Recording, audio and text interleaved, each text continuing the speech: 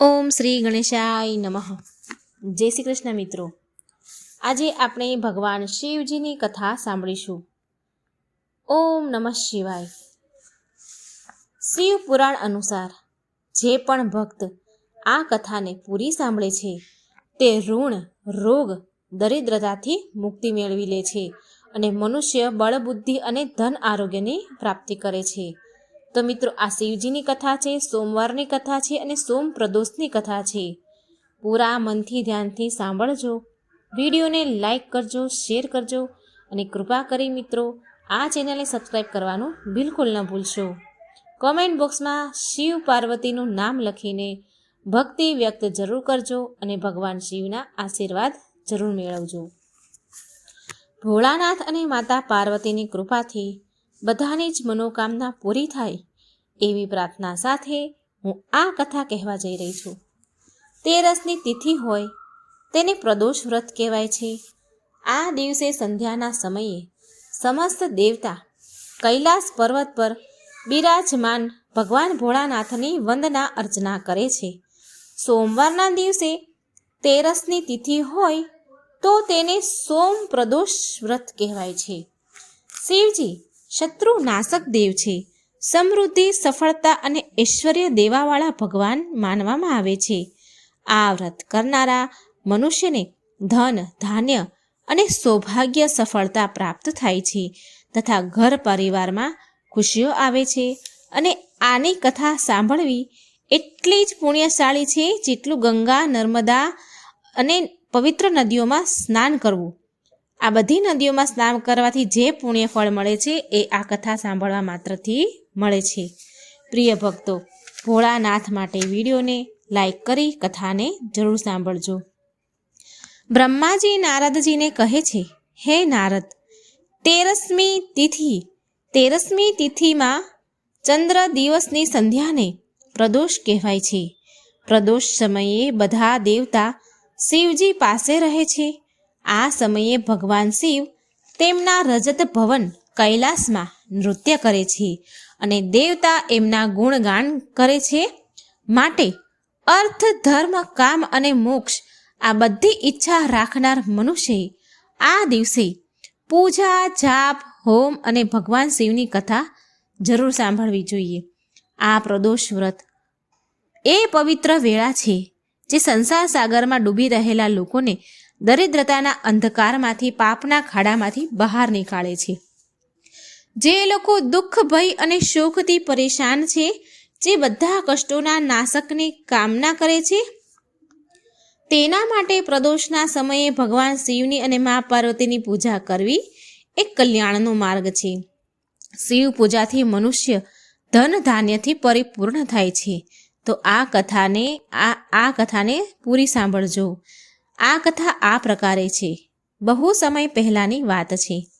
ચંદ્રપુર નામના ગામમાં એક પ્રસિદ્ધ શેઠ રહેતા હતા.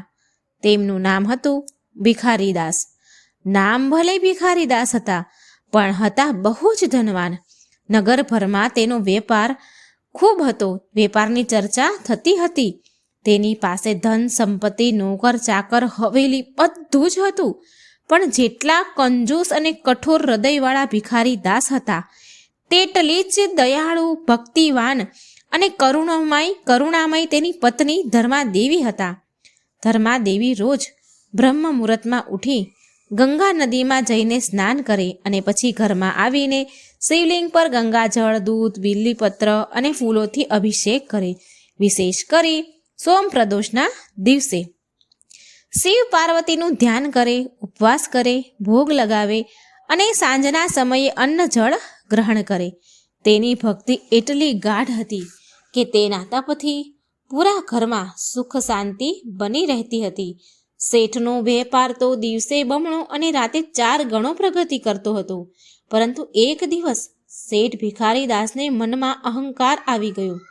શેઠ વિચારવા લાગ્યા કે આ મારી પત્ની રોજ સવારે ઉઠીને શિવજી પર જળ અર્પણ કરે, ઉપવાસ કરે, ઘંટડી વગાડે. આખરે આનાથી શું થવાનું? જો ઘરમાં સુખ છે, સંપત્તિ છે, શાંતિ છે ને, તો મારી મહેનતથી છે, ભગવાનની કૃપાથી નહીં. શેઠને ધર્માદેવીની પૂજા ભક્તિ વ્યર્થ લાગવા લાગી અને એક દિવસ તેમણે નક્કી કરી લીધું કે આજે જોઉં છું કે જો શિવલિંગ જ નહીં રહે તો મારી પત્ની કેવી રીતે પૂજા કરશે. બીજા દિવસે 13ની તિથિ એટલે કે પ્રદોષનું વ્રત હતું. ધર્માદેવીનું પ્રિય સોમ પ્રદોષનું વ્રત હતું. જેવા ધર્માદેવી ગંગાજીના કિનારે ગંગાજી નદીમાં સ્નાન કરવા માટે ગયા તો પાછળથી શેઠજીએ શિવલિંગને એક કપડામાં લપેટ્યું અને બગીચામાં એક ખૂણામાં માટીમાં દબાવી દીધું. પછી કપાટ બંધ કરી દીધા અને આરામથી બેઠક રૂમમાં બેસી ગયા. પછી ધર્માદેવી ગંગા સ્નાન કરી ઘરે પાછા આવ્યા અને મંદિરમાં જાય છે તો જુએ છે કે ત્યાં તો શિવલિંગ જ નથી.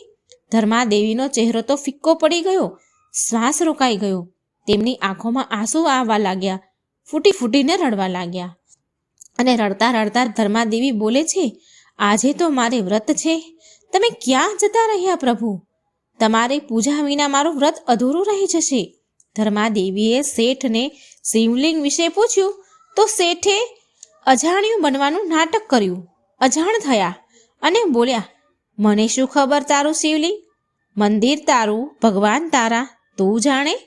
ધર્માદેવીએ ઘરના નોકરો સાથે મળીને શિવલિંગને શોધવાની ખૂબ કોશિશ કરી, પણ કંઈ ખબર ન પડી. એ દિવસે તેમણે વ્રત કર્યું હતું. ધર્માદેવીને વ્રત હતું તો એ ભોગ પણ ન ચડાવી શક્યા.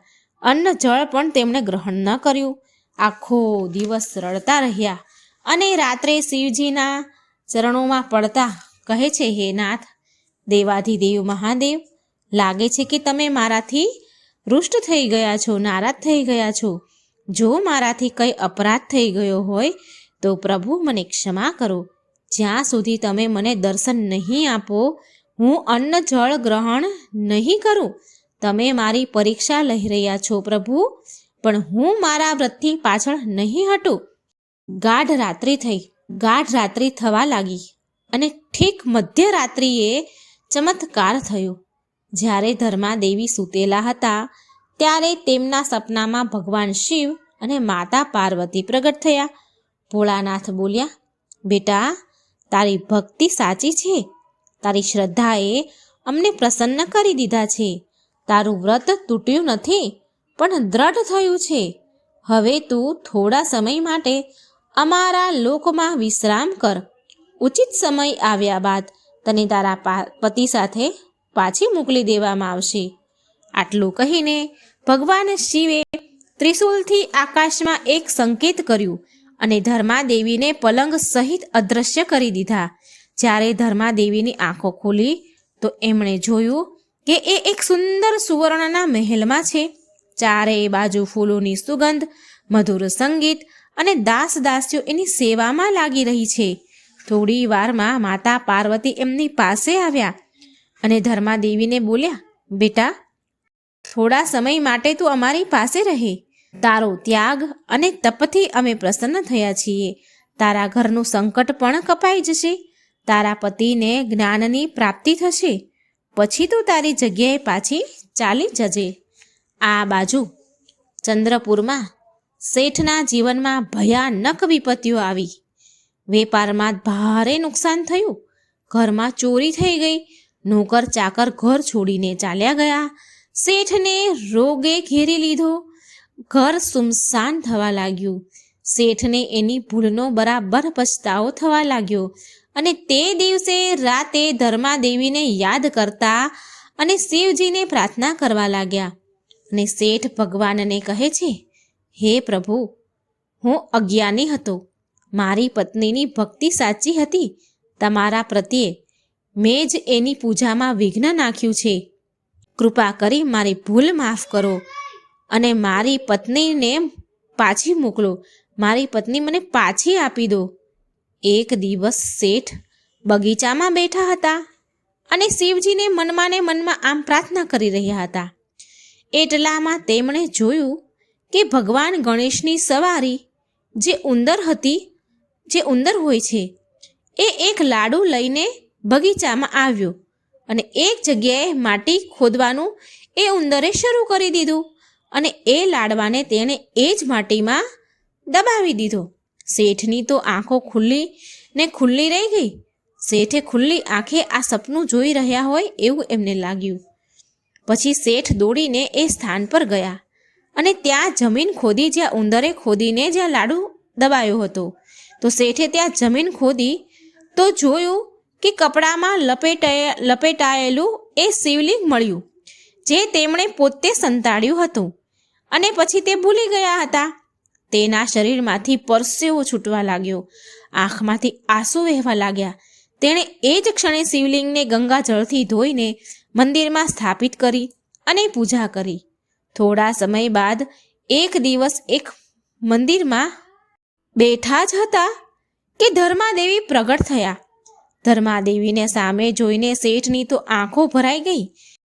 ધર્માદેવીને શેઠ બહુ પ્રેમપૂર્વક કહે છે, મને ક્ષમા કરી દે, મારાથી બહુ મોટી ભૂલ થઈ ગઈ છે, બહુ મોટો અપરાધ થઈ ગયો છે.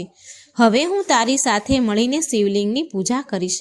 પછી ધર્માદેવી હસ્યા અને બોલ્યા કે ભોળાનાથની કૃપાથી જ આ બધું થયું છે. એમણે મને દર્શન આપ્યા અને તમને સદબુદ્ધિ આપી. હવે આપણે બંને પ્રદેશનું વ્રત મળીને કરીશું. એ દિવસે શેઠ ભિખારીદાસ તેની પત્ની ધર્માદેવી સાથે પ્રદોષનું વ્રત કરવાનું શરૂ કરી દે છે. વિશેષ રૂપથી સોમ પ્રદોષના દિવસે એક નિષ્ઠાથી ઓમ નમઃ શિવાયના જાપ કરે. આનાથી એના જીવનમાં ફરી સમૃદ્ધિ આવી, વ્યાપાર વધ્યો અને ઘરમાં સુખ શાંતિ આવી. પ્રિય ભક્તો, શ્રદ્ધા અને સાચી ભક્તિ ક્યારેય વ્યર્થ નથી જતી. શિવજી અને માતા પાર્વતીની સાચા મનથી પૂજા ભક્તિ કરવાથી ભગવાન તેના ભક્તોની રક્ષા જરૂર કરે છે. જે સોમ પ્રદોષનું વ્રત કરે છે તેના જીવનમાં સુખ શાંતિ આવે છે અને તેનું લગ્ન જીવન બહુ ખુશહાલ રહે છે. ઘરમાં ધન વૈભવ અને સંતોષનું આગમન થાય છે. સૌથી મોટી વાત, અહંકારનો ત્યાગ કરી ભક્તિ સ્વીકારવાથી ભગવાન સ્વયં કૃપા કરે છે આપણા પર. તો પ્રેમથી બોલો ઓમ નમઃ શિવાય. ઓમ નમઃ પાર્વતી પતે હર હર મહાદેવ. શ્રી શિવાય નમસ્તુભ્યમ. જે કોઈ ભગવાન શિવની કથા મહાત્મય પ્રેમ ભાવથી સાંભળે છે એ ભગવાન શિવના ધામમાં જાય છે. અને સૌથી પહેલાં પ્રદોષ વ્રત કોણે કર્યું હતું? તો એ દુર્લભ કથા તમે સાંભળો. આ પ્રકારે છે. એક દિવસ ચંદ્રદેવ વિચરણ કરવા નીકળ્યા હતા. ત્યારે તેમની નજર રોહિણી પર પડી. રોહિણીને જોતાં જ ચંદ્રમાનું મન રોહિણી પર આસક્ત થઈ ગયું. બીજી બાજુ ચંદ્રમાના તેજવશ અને સુંદરતા જોઈ ત્યાં ઊભેલી રાજા દક્ષની 27 કન્યાનું મન પણ ચંદ્રમા પર આવી ગયું. જ્યારે ચંદ્રદેવને પણ આ વાતનું જ્ઞાન થયું કે રોહિણી અને અન્ય બહેનો એના પ્રેમમાં આસક્ત થઈ ગઈ છે, તો ચંદ્રદેવે વાટ જોયા વગર મોડું કર્યા વિના રાજા દક્ષ પાસે ગયા અને તેની 27 કન્યાના વિવાહનો પ્રસ્તાવ તેમની સામે મૂક્યો. રાજા દક્ષ આ જોઈ આશ્ચર્યચકિત રહી ગયા. પરંતુ જ્યારે દક્ષ રાજાને તેની પુત્રીઓની ઈચ્છા ચંદ્રમા સાથે વિવાહ કરવાની છે એવી જાણ થઈ, તો દશરથ રાજાએ પણ હા કહી દીધી. દક્ષ રાજાએ પણ હા કહી દીધી. ત્યારબાદ ચંદ્રદેવના વિવાહ દક્ષ રાજાની 27 પુત્રીઓ સાથે વિવાહ સંસ્કાર કરવામાં આવ્યા. ત્યાર પછી 27 પુત્રીઓ ચંદ્રદેવની સાથે ચંદ્રલોક ચાલી ગઈ. ચંદ્રદેવ રાજા દક્ષની 27 કન્યાઓમાંથી સૌથી મોટી પુત્રી રોહિણીને સૌથી વધારે પ્રેમ કરતા હતા. આ કારણે ચંદ્રદેવ સૌથી વધારે સમય રોહિણી સાથે વિતાવતા અને બધા કાર્યમાં સૌથી વધારે મહત્વ એ રોહિણીને આપતા. ચંદ્રદેવ દ્વારા રોહિણીને આપવા માટે વિશેષ સ્નેહ ચંદ્રદેવ દ્વારા રોહિણીને આપવામાં આવતો વિશેષ સ્નેહથી તેમની બાકીની પત્નીઓ પોતાનો મજાક એટલે કે ઉપેક્ષિત થાય છે એવું સમજવા લાગી. તેની ઉપેક્ષા કરવામાં આવે છે એવું એમને મનમાં થયું અને આ ઉપેક્ષા દિવસે ને દિવસે વધતી ગઈ. રોહિણીની બાકી બધી બહેનોને એનાથી ઈર્ષા થવા લાગી. ચંદ્રમા દ્વારા કરવામાં આવતો આ વ્યવહાર એમનાથી સહન ન થયો અને એ ફરી તેના પિતા રાજા દક્ષ પાસે ચાલી ગઈ. રાજા દક્ષ તેની બધી પુત્રીઓના અચાનક આગમનથી ચોંકી ગયા અને તેના આવવાનું કારણ પૂછ્યું, તો એ બધી કન્યાએ એના પિતાને બધી જ વાત કહી દીધી. ચંદ્રમાનું આવું વર્તન પણ કહી દીધું અને આનું સમાધાન નીકાળવા માટે કહ્યું.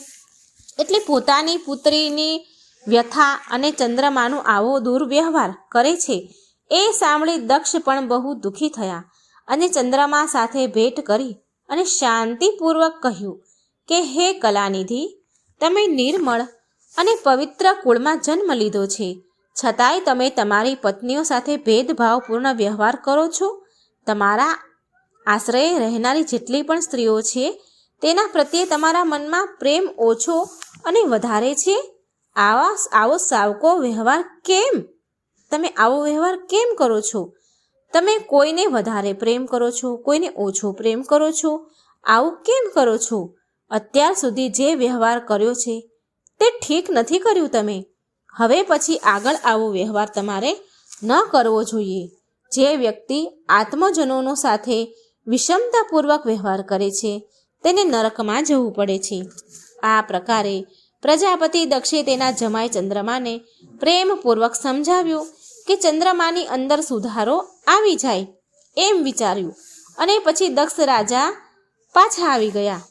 આટલું બધું સમજાવ્યા છતાં પણ ચંદ્રમાએ તેમના સસરા દક્ષ પ્રજાપતિની વાત ન માની અને રોહિણી પ્રત્યે અતિશય પ્રેમમાં આસક્ત થવાના કારણે તેમણે તેના કર્તવ્યની અવહેલના કરી તથા તેમની અન્ય પત્નીઓનો પણ ખ્યાલ ન રાખ્યો. એ બધાથી ઉદાસ રહેતા હતા. આવા સમાચાર બીજી વાર મળતા પ્રજાપતિ દક્ષ બહુ દુઃખી થયા. એમને ક્રોધ પણ આવ્યો. એ ફરી ચંદ્રમા પાસે આવીને તેમને ઉત્તમ નીતિ દ્વારા સમજાવવા લાગ્યા. દક્ષે ચંદ્રમાને ન્યાયોચિત વર્તાવ કરવાની પ્રાર્થના કરી. વારંવાર આગ્રહ કરવા છતાંય ચંદ્રમાએ અવગણનાપૂર્વક દક્ષની વાત ન માની તો દક્ષ રાજાએ ચંદ્રમાને શ્રાપ આપી દીધો. દક્ષ રાજા બોલ્યા કે મારા આગ્રહ કરવા છતાંય, સમજાવવા છતાંય તમે મારી અવગણના કરી છે. એ ક્રોધમાં દક્ષે ચંદ્રમાને શ્રાપ દીધો કે તમને જે તમારા રંગરૂપ અને તેજ પર જેટલો અભિમાન છે તે હવે નહીં રહે. રાજા દક્ષ દ્વારા ચંદ્રમાનો ક્ષય રોગથી પીડિત રહેવાનો શ્રાપ મળ્યો, જે કારણે ચંદ્રમાનું તેજ હંમેશા માટે ચાલ્યું ગયું. હવે ચંદ્રદેવ પાસેની સુંદરતા હતી નહીં. ચંદ્રદેવ પાસે સુંદરતા બચી નહીં. પહેલાંની જેવું તેજ બચ્યું નહીં. દક્ષ દ્વારા શ્રાપ દેવાની સાથે ચંદ્રમા ક્ષય રોગથી ગ્રસ્ત થઈ ગયા. તેમના ક્ષીણ થતાં જ સર્વત્ર પૂરા જગતમાં હાહાકાર મચી ગયો. બધા દેવતાગણ, ઋષિગણ અને ચિંતામાં પડી ગયા, પરેશાન થઈ ગયા. પરેશાન ચંદ્રમાએ તેની અવસ્થા તથા તેના કારણોની સૂચના ઇન્દ્ર આદિ દેવતા તથા ઋષિઓને આપી. ત્યારબાદ એની સહાયતા માટે ઇન્દ્ર વગેરે દેવતા તથા વશિષ્ઠ ઋષિ આદિ ઋષિગણ બ્રહ્માજી પાસે ગયા. બ્રહ્માજીએ એમને કહ્યું કે જે ઘટના બની ગઈ છે એને તો ભોગવવી જ પડશે, કેમ કે દક્ષના શ્રાપને પાછો નથી લઈ શકાતો. ત્યારબાદ બ્રહ્માજીએ દેવતાઓને ઉત્તમ ઉપાય બતાવ્યો. બ્રહ્માજી બોલ્યા, ચંદ્રમા, દેવતાઓ સાથે કલ્યાણકારી શુભ પ્રભાસ ક્ષેત્રમાં જાઓ, જ્યાં વિધિપૂર્વક શુભ મૃત્યુંજય મંત્રના અનુષ્ઠાન કરો. શ્રદ્ધાપૂર્વક ભગવાન શિવની આરાધના કરો. તમારી સામે શિવલિંગની સ્થાપના કરી પ્રતિદિન કઠોર તપસ્યા કરો.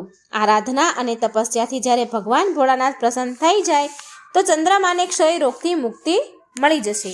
પિતામહ બ્રહ્માજીની આજ્ઞાને સ્વીકારીને દેવતાઓ અને ઋષિઓના સંરક્ષણમાં ચંદ્રમાએ મંડળ સહિત પ્રભા ક્ષેત્રમાં પહોંચી ગયા. ત્યાં ચંદ્રદેવે ભગવાન શિવ શંકરની અર્ચના, વંદના અને અનુષ્ઠાન પ્રારંભ કરી દીધા.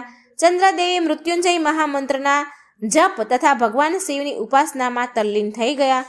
બ્રહ્માજીની આજ્ઞા અનુસાર 6 મહિના સુધી નિરંતર તપસ્યા કરી અને વિષભધ્વજનું પૂજન કર્યું અને 10 કરોડ મહામૃત્યુંજય મંત્રના જપ તથા ધ્યાન કરતા ચંદ્રમા સ્થિર ચિત્તથી ત્યાં નિરંતર ઊભા રહ્યા.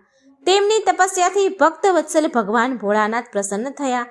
તેમણે ચંદ્રમાને કહ્યું કે હે ચંદ્રદેવ, તમારું કલ્યાણ થશે. તમે જેની માટે આ કઠોર તપ કરી રહ્યા છો એ અભિલાષા કહો મને. હું તમારી ઈચ્છા અનુસાર ઉત્તમ વરદાન પ્રદાન કરીશ. ચંદ્રમાએ પ્રાર્થના કરતા વિનયપૂર્વક કહ્યું, હે દેવેશ્વર, તમે મારા બધા અપરાધોને ક્ષમા કરો અને મારા શરીરમાં ક્ષય રોગને દૂર કરો. આ શ્રાપને પૂરી રીતે સમાપ્ત કરવો એ ભગવાન શિવ માટે પણ સંભવ ન હતું. એટલે વચ્ચેનો માર્ગ નીકાળવામાં આવ્યો. શિવજી બોલ્યા, ચંદ્રદેવ, તમારી કળા પ્રતિદિન એક પક્ષમાં ક્ષીણ થતી જશે અને પ્રતિદિન એ કળા બીજા પક્ષમાં નિરંતર વધતી જશે. આ પ્રકારે તમે સ્વસ્થ અને લોક સન્માનના યોગ્ય બનશો. ભગવાન શિવનો કૃપારૂપી પ્રસાદ પ્રાપ્ત કરીને ચંદ્રદેવ બહુ ખુશ થયા. ચંદ્રમાએ પ્રદોષ કાળમાં ભગવાન શિવનું કઠોર તપ કર્યું. તેમની ભક્તિથી પ્રસન્ન થઈને ભગવાન શિવે ચંદ્રદેવને શ્રાપથી મુક્ત કરી દીધા અને શિવજીએ ચંદ્રદેવને મસ્તક પર ધારણ કર્યા. ત્યારબાદ ચંદ્રમાની કળા ફરીથી વધવા લાગી અને પૂર્ણિમા પર એ પૂરી કળાથી ખીલે છે, પૂર્ણ રૂપમાં આવે છે. તો પ્રેમથી બોલો હર હર મહાદેવ. આ સોમવારની શિવજીની સોમ પ્રદોષની કથા હતી મિત્રો. જો તમને વિડીયો સારો લાગે તો લાઇક શેર કરી ચેનલને સબસ્ક્રાઈબ જરૂર કરજો. બોલવામાં મારાથી કંઈ ભૂલ થઈ હોય તો ક્ષમા યાચના કરું છું. હવે સાંભળશો બધા જ સુખ આપનારી તથા દરિદ્રને પણ ધનવાન કરનારી ભગવાન શિવની દુર્લભ કથા.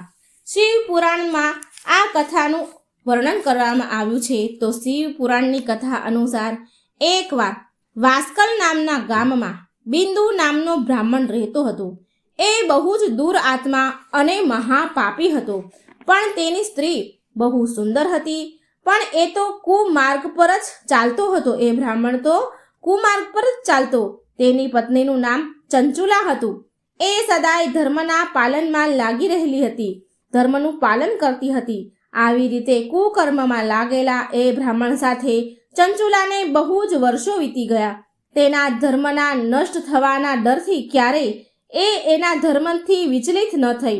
પણ તેનો પતિ તો દુરાચારી હતો, માટે દુરાચારી પતિના આચરણથી તે સમય જતાં પ્રભાવિત થઈ અને તેની પતિની જેમ જ તે ચંચુલા પણ દુરાચારી પાપી બની ગઈ.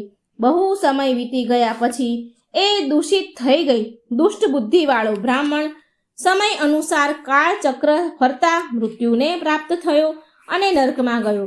અને બહુ દિવસો સુધી એ બ્રાહ્મણે નરકના દુઃખો ભોગવીને એક ભયંકર પિશાચ બની ગયો. બીજી તરફ એ દુરાચારી પતિના મૃત્યુ પછી ચંચુલા બહુ સમય સુધી તેના પુત્રો સાથે તેના ઘરમાં રહેવા લાગી.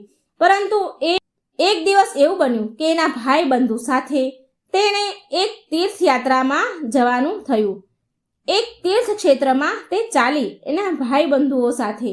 તીર્થયાત્રામાં એણે તીર્થના જળમાં સ્નાન કર્યું. તેના ભાઈઓ સાથે આમ તેમ ફરવા લાગી. ત્યાં એણે એક દેવ મંદિરમાં એક બ્રાહ્મણને ભગવાન શિવની પરમ પવિત્ર પૌરાણિક કથા કહેતા જોયા.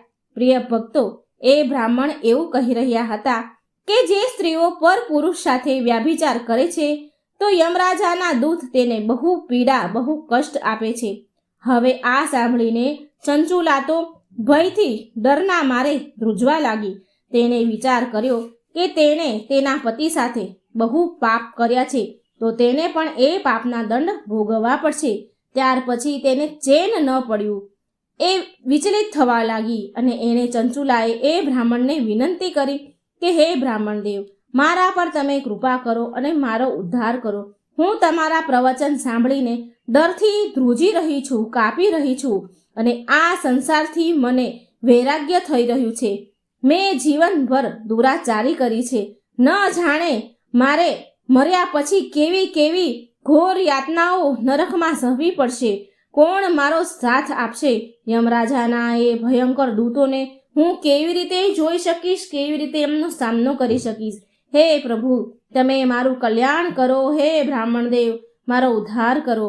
ચંચુલાના આ વચન સાંભળીને બ્રાહ્મણ બોલ્યા, હે ચંચુલા, આ તો બહુ સૌભાગ્યની વાત છે કે ભગવાન શંકરની કૃપાથી શિવ પુરાણની કથાથી તમારું મન સમય પહેલા જ સાવધાન થઈ ગયું.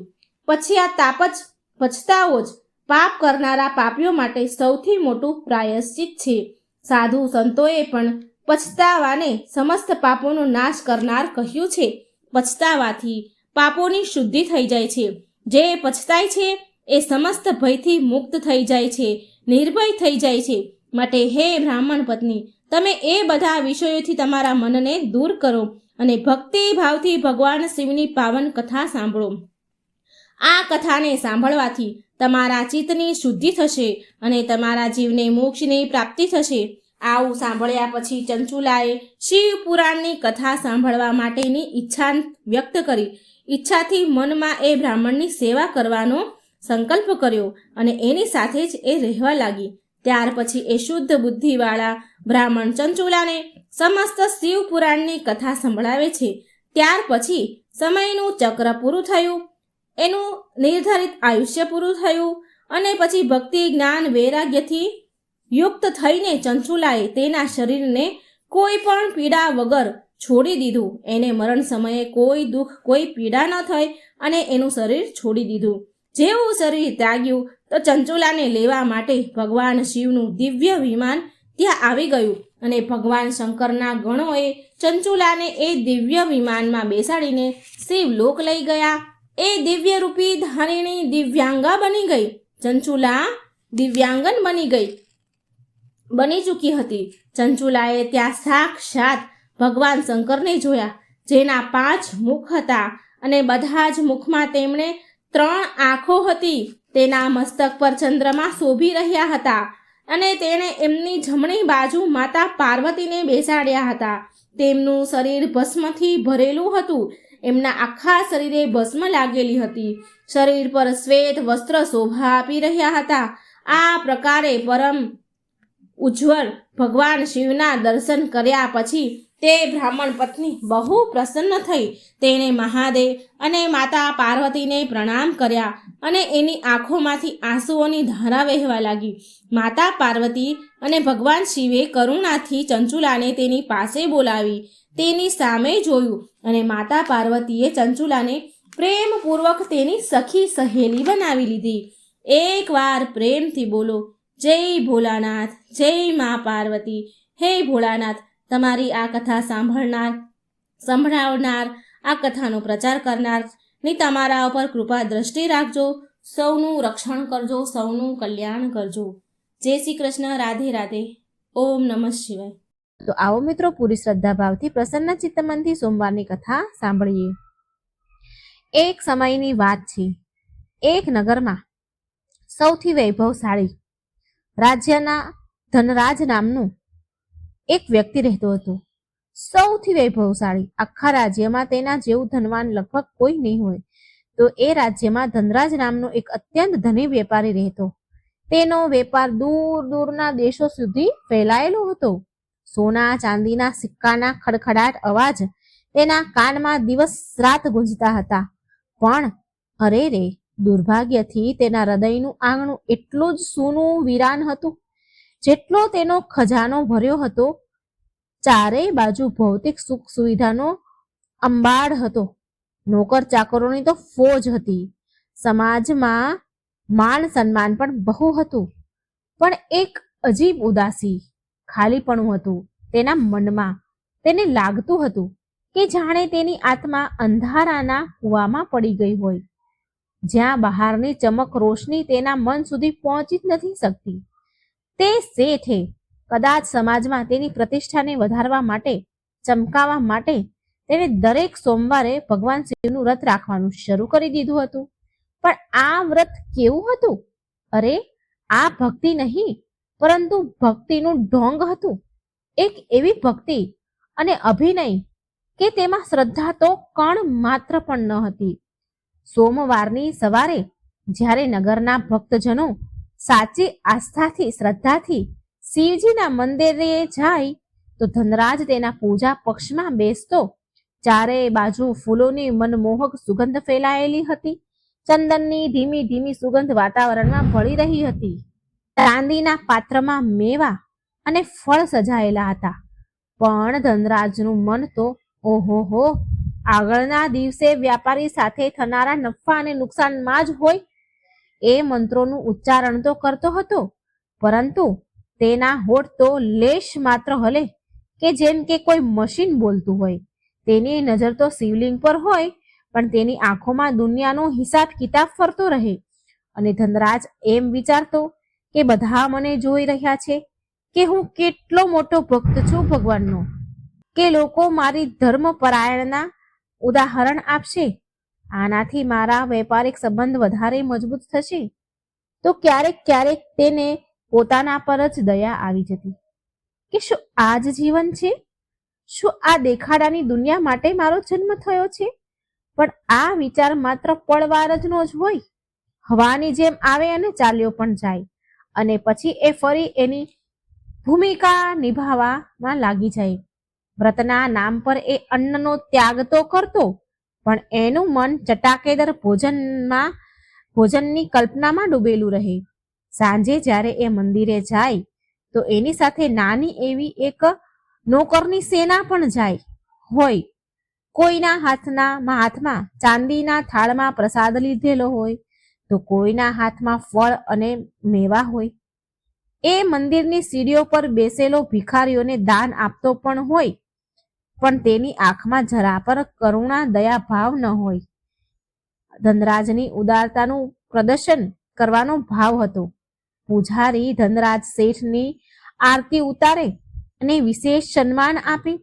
ધનરાજનો અહંકાર વધતો જતો હતો. લાગતું હતું એને એવું લાગે કે મેં તો ભગવાનને પણ ખરીદી લીધા છે. મનમાં આટલો બધો અહમ અને અહંકાર!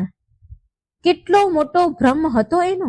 આ કેટલી ઊંડી ઉદાસી છુપી હતી આ ખોટા સંતોષ નીચે! એને ક્યારે એ અહેસાસ જ ન થયો કે જે ભગવાનને પ્રસન્ન કરવાનું નાટક કરી રહ્યો છે એ તો અંતર્યામી છે. એ મનના ભાવને બરાબર ઓળખે છે, મનના ભાવને સ્વીકારે છે, બહારના દેખાવોને નહીં. ધનરાજ શેઠની આત્મા હંમેશા કહેતી કે કોઈ તો મને આ જૂઠમાંથી બહાર નીકાળે, કોઈ તો હોય જે મને સાચો રસ્તો બતાવે. પણ એની પોતાની અહંકારના લોભની બનાવેલી દિવાલમાં તેની આત્માનો અવાજ દબાઈ જતો. દિવસ વીતતા ગયા, સોમવાર જતા ગયા, અને ધનરાજનું આ દેખાડાનું વ્રત એક નિરાશા બોજરૂપી પરંપરા બની ગયું, જેને તે ઉપાડી રહ્યો હતો. ના કોઈ આનંદ અને ના કોઈ શાંતિ મળે મનને. તેની નિરાશા ઊંડી ને ઊંડી થતી જતી હતી. તેના ચહેરાની રોનક દેખાવાની બનાવટી હસી પાછળ છુપાવા લાગી. તેના આત્મામાં અંધારું વધતું જ ગયું. પછી એક રાત એવી આવી કે એક રાતે ઘનઘોર ધોધમાર વરસાદ વરસી રહ્યો હતો. વાદળો વીજળી ગરજી રહ્યા હતા, વીજળી ચમકી રહી હતી. માનો કે પ્રકૃતિ પણ ધનરાજની આત્માની અશાંતિનો સાથ આપી રહી હોય. ધનરાજને ઊંઘ આવતી ન હતી. તે તેની રેશમી પથારીમાં પડખા ફરી રહ્યો હતો. તેનું મન અશાંત હતું. અતિથિની યાદો, વ્યાપારની ચિંતા, અતીત જે વીત્યું છે એની યાદો, નફા નુકસાનની અને વ્યાપારની ચિંતા, અને એક ન કહેલો અપરાધ જે એને મનમાં થતું હતું એનો એને સ્વીકાર ન કરે, એટલે એને એક ન કહેલો અપરાધનો બોધ તેનાથી ઘેરાયેલો હતો. ન જાણે પછી તેની આંખ ક્યારે વીંચાઈ ગઈ. આ એક ઊંઘ નહીં, પણ એક બેભાન અવસ્થા હતી, જ્યાં ધનરાજે પોતાને એવી જગ્યા પર જોયો જ્યાં તો ના ધરતી હતી કે ના આકાશ હતું. ઊંઘમાં ધનરાજ આ બધું સ્વપ્નમાં જોઈ રહ્યો છે કે જ્યાં એ એવી જગ્યા પર ઊભો છે ત્યાં નથી ધરતી કે નથી આકાશ, બસ ચારે બાજુ એક પ્રકાશ ફેલાયેલો હતો. સામે એક વિશાળ શાંત સરોવર હતું, જેનું જળ અરીસાની જેમ સ્થિર હતું, અને એ સરોવરના કિનારે કૈલાસપતિ ભગવાન ભોળાનાથ બિરાજમાન હતા. તેમનું રૂપ સૌમ્ય હતું, અને તેની આંખોમાં એક ઊંડી ઉદાસી ઝલકી રહી હતી. એક એવી ઉદાસી જે બ્રહ્માંડના બધા દુઃખને તેની આંખમાં સમાઈ હોય. ધનરાજ આ જોઈને હાકડો બાકડો રહી ગયો. એના હાથ ધ્રુજવા લાગ્યા. હાથ એની મેતે જોડાઈ ગયા, જેમ કે એ પગે લાગતો હોય. એ કંઈ કહેવા માંગતો હતો, પણ શબ્દ તેની પાસે હતા નહીં. મોંમાંથી શબ્દ ન નીકળે. ભગવાન શિવ શાંત પણ ભેદતી નજરથી ધનરાજ સામે એમણે જોયું. તેમનો અવાજ મેઘરાજાની ગર્જના જેવો ગંભીર, પણ તેમાં ક્રોધ નહોતો. એક અસીમ પીડાનો ભાવ હતો ભગવાન શિવની આંખોમાં, એના ચહેરા ઉપર. શિવજી બોલ્યા, ધનરાજ. આ સાંભળીને ધનરાજનું તો પૂરું શરીર ધ્રુજવા લાગ્યું. શિવજી કહે છે, પુત્ર, તું અહીં કેવી રીતે આવ્યો? તારા સોમવારનું વ્રત તને અહીં ખેંચીને લાવ્યું? ધનરાજ તો કઈ બોલી જ ન શક્યો અને માથું શરમથી ઝૂકી ગયું. તેને લાગ્યું કે તેનું બધું જ ઢોંગ, પાખંડ એ દિવ્ય પ્રકાશ સામે આવીને બહાર ઊભું રહી ગયું છે. શિવજીના ચહેરા પર એક હળવી હસી આવી અને બોલ્યા કે ધનરાજ, તું સાચુમાં મનથી વ્રત કરે છે કે પછી માત્ર વ્રતનું નાટક કરી રહ્યો છે?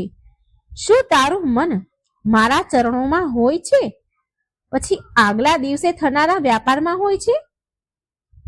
તારું મન મારી પૂજા પાઠમાં હોય છે ખરી? બસ, તારું મન તો વ્યાપારમાં જ હોય છે. શિવજીએ તેનો હાથ એક આગળ વધાર્યો. શિવજીએ જ્યાં હાથ લાંબો કર્યો એવામાં તો સરોવરનું જળ હિલોળા લેવા લાગ્યું. એ જળમાં ધનરાજને તેનું પ્રતિબિંબ દેખાવા લાગ્યું. પ્રતિબિંબ કેવું કે તેનો ભૂતકાળ, જે કંઈ એણે કર્યું છું, ઢોંગ રચ્યો હતો, જે પણ એ કરતો હતો, તે બધું જ એને એ સરોવરના જળમાં દેખાવા લાગ્યું. કે એ મંદિરમાં બેઠેલો હોવા છતાં તેનું મન ક્યાંક બીજે ભટકી રહ્યું છે. ભિખારીને દાન આપતા સમયે તેના ચહેરા પર ઘૃણા છે, નફરતનો ભાવ હતો. પૂજા કરતા સમયે તેના મનમાં અહંકાર વધતો જાય છે. એક દ્રશ્ય ધનરાજની સામે આવવા લાગ્યું. દરેક પાખંડ, તેની ખોટી ભક્તિ, એનું ખોખલું જીવન સાક્ષી હતું. શિવજી બોલ્યા, જો ધનરાજ, આ છે તારી ભક્તિ, તારી સચ્ચાઈ. શિવજીના અવાજમાં હજી પણ ગંભીરતા હતી. શિવજી કહે છે, આ છે તારું વ્રત. શું ધનરાજ, તને લાગે છે કે હું આ સુકાયેલા ફૂલોથી, દેખાડના આંસુથી, આ ખોખલા મંત્ર ઉચ્ચારણથી હું પ્રસન્ન થઈશ? નહીં નહીં ધનરાજ. અરે, હું તો ભાવનો ભૂખ્યો છું, ભાવનો તરસ્યો છું. તારી મિલકત, તારો વૈભવ, તારું સામાજિક સન્માન, આ બધું જ મારા માટે નિરર્થક છે. એટલે કે તારા હૃદયમાં સાચી શ્રદ્ધાનું એક કણ પણ નથી. ધનરાજનું શરીર થર થર થર ધ્રુજી રહ્યું હતું. તેના પગ નીચેથી જમીન ખસી ગઈ. તેનો અહંકાર, વર્ષોનો જે અહંકાર અહમ હતો, એ તૂટીને ચૂર ચૂર થઈ ગયો. તેને તેનું જીવન એટલું વ્યર્થ, એટલું ઘૃણા ભર્યું લાગ્યું કે આવું પહેલા એને ક્યારેય લાગ્યું ન હતું. શિવજી કહે છે ધનરાજને, તું વિચારે છે કે તું મને દગો આપી રહ્યો છે? નહીં ધનરાજ, પણ તું તો તને પોતાને સ્વયંને દગો આપી રહ્યો છે. તું તારી આત્માને દગો આપી રહ્યો છે. આ ધન, વૈભવ બધું જ અહીં જ રહેશે. સાથે આવશે તો માત્ર તારા કર્મ, તારો ભાવ. શિવજીની આંખોમાંથી કરુણા વરસી રહી હતી, પણ તેમાં એક ચેતવણી પણ હતી. શિવજી કહે છે, ધનરાજ, ક્યાં સુધી આ ખોટાના સહારે જીવીશ? ક્યાં સુધી તારી આત્માને આમ ભટકાવીશ? શું આજ તારા જીવનનો ઉદ્દેશ છે? દરેક શબ્દ શિવજીના ધનરાજના હૃદયમાં હથોડાની જેમ વાગી રહ્યા હતા. તેનું મન ઘૂંટાવા લાગ્યું અને ગોઠણના બળ પર નીચે બેસી ગયું. તેનું માથું શરમ અને પછતાવાથી ઝૂકી ગયું હતું. આંસુઓની ગરમ ધારા તેના ગાલ પર વહેવા લાગી. આ આંસુ દેખાવના નહોતા આજે, આ પછતાવાના આંસુ હતા, સાચા આંસુ હતા. તેના રડવાનો અવાજ શાંત વાતાવરણમાં ગૂંજવા લાગ્યો. તેના હિબકા ગુંજવા લાગ્યા. ધનરાજ બોલ્યો, હે પ્રભુ, હે મારા મહાદેવ, મને ક્ષમા કરી દો. હું આંધળો હતો, હું અજ્ઞાની હતો, મેં બહુ ખોટું કર્યું છે. મેં મારું જીવન વ્યર્થ કરી દીધું છે. પ્રભુ, શું મારા માટે હજી પણ કોઈ તક છે ખરા? ઉમ્મીદ છે? શું હું બદલી શકું છું? તેના પ્રશ્ન, ધનરાજના પ્રશ્ન, તેની નિરાશા અને એક નાની એવી આશાની કિરણ વચ્ચે ઝૂલી રહ્યો હતો. એ ધ્રુસકે ને ધ્રુસકે રડવા લાગ્યો. તેને તેનું આખું જીવન, તેની બધી ધન સંપત્તિ અને તેનું બધું માન સન્માન એને નકામું લાગવા લાગ્યું.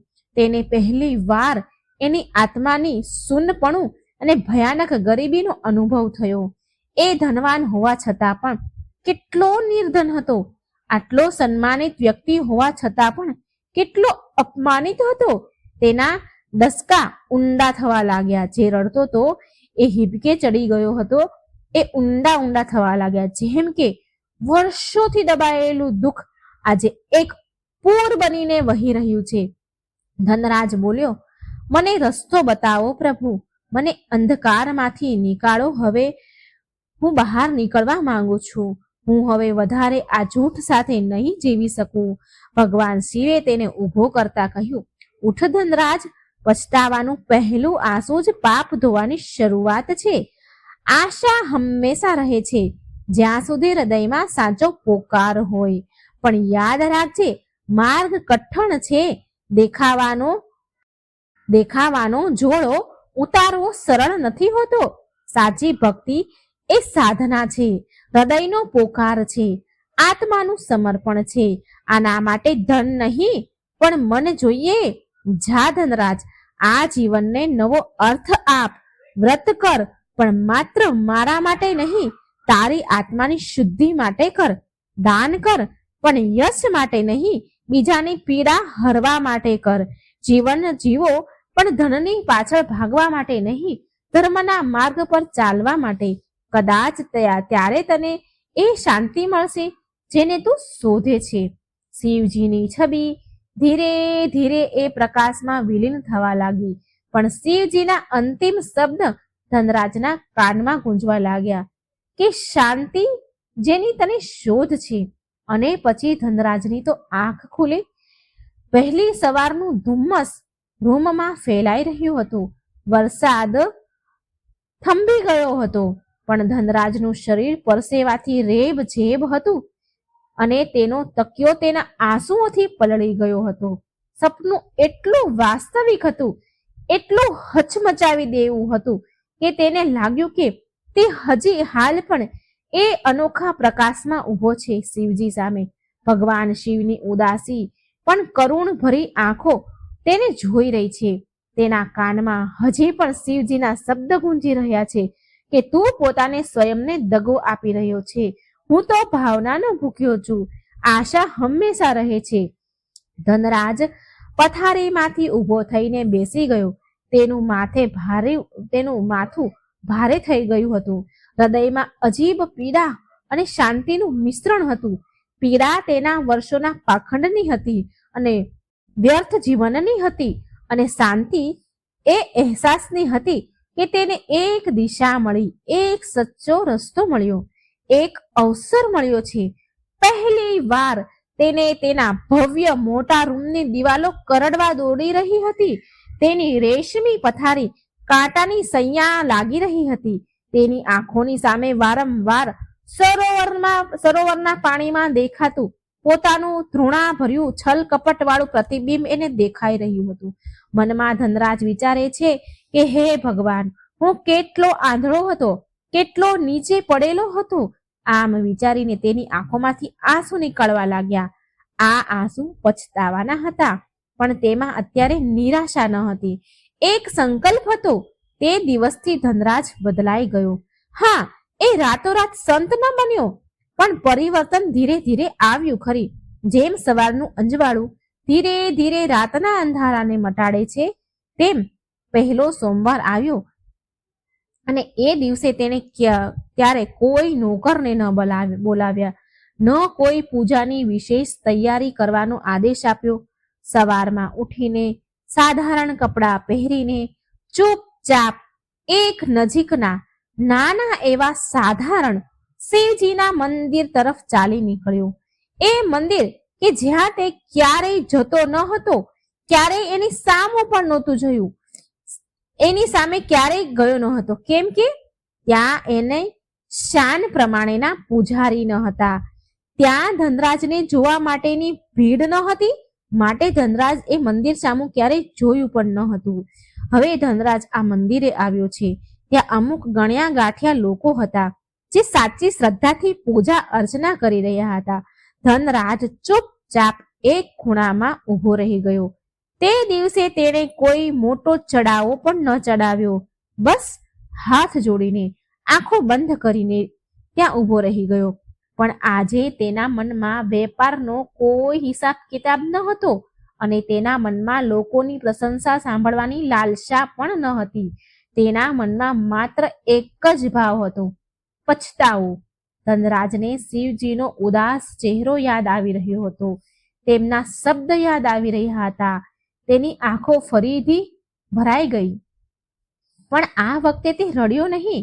તેણે માત્ર મનમાં ને મનમાં પ્રાર્થના કરી કે હે પ્રભુ, હે શિવજી, મને શક્તિ આપો, મને સાચો ભક્ત બનાવવાની શક્તિ આપો, મને સાચો ભક્ત બનાવો, મારા પાપને માફ કરો, મારા ગુનાહ માફ કરો.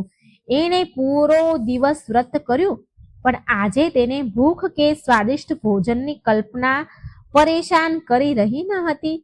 તેનું મન શાંત હતું, પણ એક ઊંડી ઉદાસી હજી પણ એની સાથે હતી, અને એ હતી તેના અતીત એટલે કે તેના ભૂતકાળમાં કરેલા કર્મની ઉદાસી. સાંજે તેણે એટલે કે ધનરાજે જાતે જ સાધારણ ભોજન બનાવ્યું અને વ્રત ખોલ્યું, ભોજન કર્યું. તેને એ રૂખું સૂખું ભોજન પણ આજે અમૃત જેવું લાગી રહ્યું હતું, કેમ કે તેમાં કોઈ દેખાડો ન હતો, એક સચ્ચાઈ હતી. ધીરે ધીરે લોકોએ ધનરાજમાં બદલાવ જોયો. પહેલા તો લોકોને વિશ્વાસ જ ન થયો કે અરે, ધનરાજ શેઠ અને આ નાના મંદિરમાં જરૂર કોઈ નવો દેખાડો હશે. લોકો આપસમાં ગપસપ કરવા લાગ્યા, પણ ધનરાજે કોઈની પરવાહ ન કરી અને એ ચૂપચાપ દરેક સોમવારે આવે, પૂજા કરે અને ચાલ્યો જાય. તેણે મોટા મોટા દાન દેવાનું બંધ કરી દીધું, પણ તે હવે ગુપ્ત રીતે જરૂરતમંદની મદદ કરવા લાગ્યો. કોઈને બતાવ્યા વગર અને ના કોઈને યશની કામના કર્યા વગર તેનો વેપાર કરવા લાગ્યો. તેના વેપાર કરવાની રીતમાં પણ બદલાવ આવ્યો. હવે એ માત્ર નફા પાછળ ભાગતો ન હતો, તેણે સચ્ચાઈ અને ઈમાનદારીને અપનાવી લીધી હતી. ઘણા વર્ષો જૂના મિત્ર તેનાથી દૂર થઈ ગયા. ઘણાએ તેની મજાક પણ ઉડાડી, પણ ધનરાજ એના માર્ગ પર અડગ જ રહ્યો.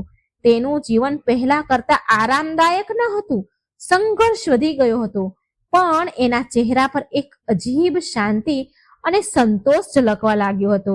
એ ઉદાસી જે પહેલા એના મનમાં બોજ બનીને રહેતી હતી, એ હજી પણ હતી, પણ હવે તેને કચોડતી ન હતી, પણ એક માર્ગદર્શનની જેમ સાચા માર્ગ પર ચાલવાની પ્રેરણા આપતી હતી. તેને અહેસાસ થઈ ગયો કે સાચી ભક્તિ બહારના આડંબરોમાં નહીં, પણ મનની પવિત્રતા, કર્મોના સુચિતા અને હૃદયની કરુણામાં છે. ધનરાજનું હૃદય પરિવર્તન થઈ ગયું હતું. સપનામાં દેખાયેલા શિવજીનો ઉદાસ નેત્ર તેને બહુ વાર યાદ આવી રહ્યા હતા, પણ એ ચહેરામાં તેને હવે ફટકાર નહીં, પણ મૌન સ્વીકૃતિ અને આશીર્વાદનો ભાવ દેખાતો હતો. ધનરાજ જાણી ગયો હતો કે સાચી સંપત્તિ સોનું ચાંદી નથી, પણ મનની શાંતિમાં છે અને આત્માના સંતોષમાં છે. અને આ સંપત્તિને હવે ધીરે ધીરે ધનરાજને મળવા લાગી હતી. ઉદાસી સાથે સહી પણ મળી રહી હતી. સાચી શ્રદ્ધાના કઠણ માર્ગ પર ચાલતા ચાલતા તેનું જીવન બદલાઈ ગયું હતું, કેમ કે તેણે પોતાને બદલી નાખ્યો હતો. અને આ બદલાવ આવ્યો એક સપનાથી. એ સપનામાં દેખાયેલા ભગવાન શિવની ગંભીર અર્થપૂર્ણ ઉદાસીએ. હા, તેનું જીવન બદલી ગયું હતું, પણ એ રાતની ગ્લાની, પછતાવો, એ સપનાની ઉદાસી એક મીઠા દર્દ, પીડાની જેમ હંમેશા તેની સાથે રહેતી હતી. એને આગળ સારા કર્મ કરવા માટે પ્રેરિત કરતી હતી. તેને એ યાદ અપાવતું હતું કે એ ક્યાંથી આવ્યો હતો અને હવે એને ક્યાં જવાનું છે. એ સાચી શીખ એને મળી ગઈ. તો મિત્રો, સોમવારની આ કથા અહીં સમાપ્ત થાય છે. હું પ્રાર્થના કરું છું ભગવાન શિવને કે ભગવાન શિવની કૃપા હંમેશા તમારા ઉપર રહે, તમારા જીવનમાં સદાય સુખ અને સમૃદ્ધિ અને સકારાત્મક ઉર્જાનો સંચાર થતો રહે. આ સોમવારનો વિશેષ દિવસ ના માત્ર ભક્તિભાવથી ભરે છે, પરંતુ આપણા જીવનમાં એકતા, પ્રેમ અને આસ્થાનો સંદેશ પણ લઈને આવે છે. આ પાવન કથાને સાંભળવા માટે હૃદયથી ધન્યવાદ. તો મિત્રો, તમે ખૂબ સુંદર કથા સાંભળી. મને આશા છે તમને આ કથા ગમી હશે. આપણું જીવન પણ મિત્રો કંઈક આવું જ હોય છે. પણ ભગવાન તો ભલે ખોટા હોય તો ખોટા, પણ ભગવાનનું જો વ્રત કરીએ છીએ ને, ભગવાન આપણને સાચો માર્ગ અવશ્ય બતાવે છે. ઘણીવાર આપણે સાચા ખોટાનું ભાન નથી હોતું, તો ભગવાન આપણને સાચો માર્ગ જરૂર બતાવે છે. મિત્રો, તમને આ કથા કેવી લાગી છે? કૃપા કરી તમારો વિચાર અને અનુભવ કમેન્ટમાં જરૂર જણાવજો. ઓમ નમઃ શિવાય. હર હર મહાદેવ. જય શ્રી કૃષ્ણ. રાધે રાધે. Thank you.